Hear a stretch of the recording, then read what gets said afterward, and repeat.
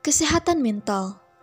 Dewasa ini, kesehatan mental menjadi isu yang sering sekali digaungkan di berbagai belahan negara. Namun, tahukah kamu apa itu sebetulnya kesehatan mental? Menurut WHO, kesehatan mental merupakan kondisi dari kesejahteraan yang disadari individu, yang di dalamnya terdapat kemampuan-kemampuan untuk mengelola stres kehidupan yang wajar, untuk bekerja secara produktif dan menghasilkan, dan untuk berperan serta di dalam komunitasnya. Pribadi yang normal atau bermental yang sehat dikategorikan sebagai pribadi yang mampu untuk menampilkan tingkah laku yang bisa diterima masyarakat pada umumnya, memiliki sikap hidup yang sesuai norma dan pola kelompok masyarakat, sehingga memiliki relasi interpersonal dan intersosial yang memuaskan. Saat ini, pribadi yang sehat mentalnya dapat didefinisikan dalam dua sisi, yaitu secara negatif dan secara positif. Secara negatif, dengan tidak adanya gangguan mental pada diri pribadi tersebut, dan secara positif, yaitu ketika hadirnya karakteristik individu yang sehat mental.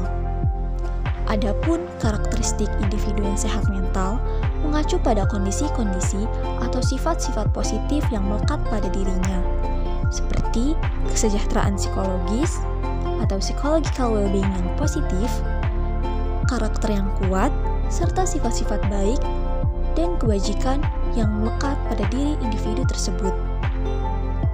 Selanjutnya, strategi dalam meningkatkan kualitas dan kesadaran kesehatan mental disebut sebagai promosi kesehatan mental. Promosi kesehatan dirumuskan oleh WHO sebagai proses memampukan masyarakat untuk memelihara dan meningkatkan kesehatan mereka secara sempurna baik fisik, mental, dan social well-being.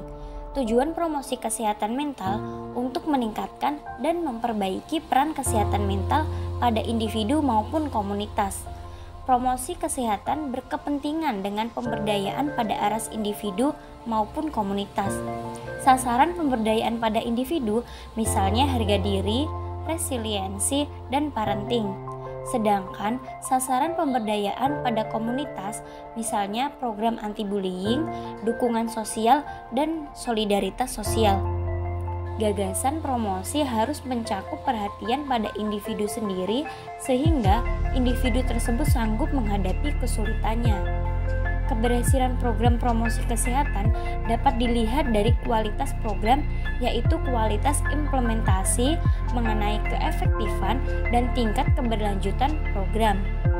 Kajian literatur yang dilakukan oleh Liopis dan Bari pada tahun 2005 menunjukkan bahwa efektivitas promosi kesehatan mental dapat dicapai bila yang pertama yaitu program harus memiliki dasar teoritis, yang kedua memiliki visi, misi, dan tujuan yang jelas yang dikembangkan bersama dengan komunitas dan mitra-mitranya sehingga transparan dan dipahami oleh semua pihak. Yang ketiga, ada dukungan dari mitra yang kompeten untuk memberikan pelatihan dan pendampingan penguatan kapasitas guru, tenaga kesehatan, dan lain-lain. Yang keempat, melakukan evaluasi dan monitoring dengan metode yang bermutu, yaitu sistematik dan ilmiah, untuk memastikan efektivitas intervensi. Dan yang terakhir, terdapat dukungan dari pimpinan dan dukungan infrastruktur.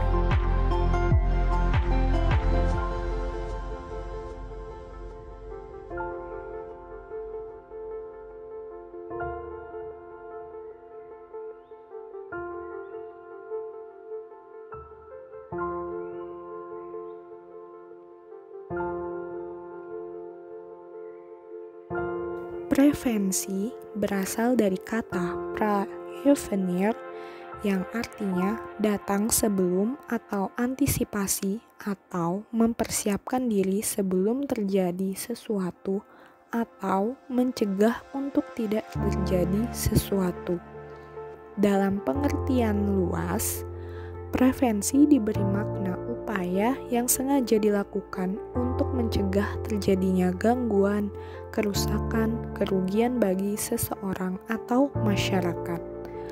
Ada 3 tahapan yang dikenal dalam prevensi yang awalnya dikemukakan oleh Level dan Clark.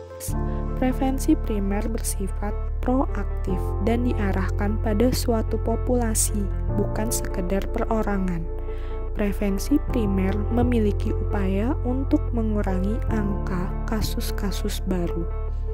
Prevensi sekunder merupakan prevensi yang terdiri dari seperangkat pengukuran yang digunakan untuk deteksi dini dan intervensi segera guna mengontrol suatu problem atau penyakit dan meminimalkan konsekuensi yang terjadi. Lalu berikutnya, prevensi tersier adalah bentuk prevensi yang dilakukan dengan menurunkan derajat disabilitas karena adanya gangguan tertentu, berfokus pada reduksi lebih lanjut komplikasi yang berkembang dari suatu penyakit atau problem melalui treatment dan rehabilitasi. Terdapat 6 tahapan dalam konsep spektrum prevensi yang dikembangkan oleh Larry Cohen. The spectrum of prevention itu diantaranya adalah 1. Memperkuat pengetahuan dan keterampilan perorangan. 2. Mempromosikan edukasi komunitas. 3. Mengedukasi penyedia layanan. 4. Mengembangkan koalisi dan jejaring kerja. 5. Mengubah praktek-praktek kelembagaan atau organisasi. Dan yang terakhir, yang keenam, mempengaruhi polisi dan legislasi.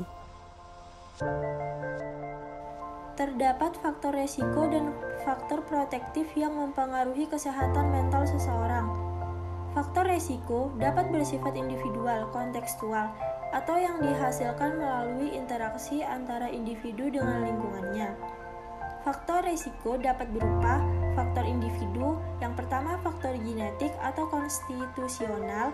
Berbagai gangguan mental mempunyai latar belakang genetik yang cukup nyata, seperti gangguan tingkah laku, gangguan kepribadian, dan gangguan psikologis lainnya. Yang kedua, kurangnya kemampuan keterampilan sosial, seperti menghadapi rasa takut, rendah diri, dan rasa tertekan. Yang ketiga, usia dan jenis kelamin. Faktor psikososial. Yang pertama, keluarga. Ketidakharmonisan antar orang tua dengan penyalahgunaan zat, gangguan mental pada orang tua, ketidakserasian temperamen antara orang tua dengan anak, serta pola asuh orang tua yang tidak empatetik dan cenderung dominasi. Yang kedua, sekolah. Bullying dan hazing merupakan suatu tekanan yang cukup serius bagi seorang dan berdampak negatif bagi perkembangan mental individu. Dalam penelitian tersebut, dijumpai bahwa siswa yang mengalami bullying menunjukkan perilaku yang tidak percaya diri, sulit bergaul, merasa takut datang ke sekolah, dan kesulitan dalam berkonsentrasi di kelas sehingga mengakibatkan penurunan prestasi belajar, depresi, hingga bunuh diri. Yang ketiga, situasi dan kehidupan. Telah terbukti bahwa terdapat hubungan yang erat antara timbulnya gangguan mental dengan berbagai kondisi kehidupan dan sosial masyarakat tertentu. Contohnya seperti kemiskinan, pengangguran, perceraian, dan adanya penyakit kronik. Faktor protektif merupakan faktor yang memberikan penjelasan bahwa tidak semua orang yang mempunyai faktor resiko akan mengalami masalah perilaku atau emosi, atau mengalami gangguan jiwa tertentu. Ray, G.N. dan kawan-kawan mengemukakan berbagai faktor protektif. Antara lain adalah yang pertama, karakter atau watak personal yang positif. Yang kedua, lingkungan keluarga yang suportif. Yang ketiga, lingkungan sosial yang berfungsi sebagai sistem pendukung untuk memperkuat upaya penyesuaian diri remaja. Yang keempat, keterampilan sosial yang baik, tingkat intelektual yang baik.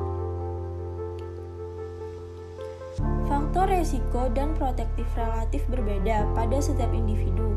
Hal ini berhubungan juga dengan usia, jenis kelamin, letak geografis, ras atau suku bangsa, yang artinya bahwa setiap individu yang beresiko akan memiliki profil faktor resiko dan protektif yang berbeda.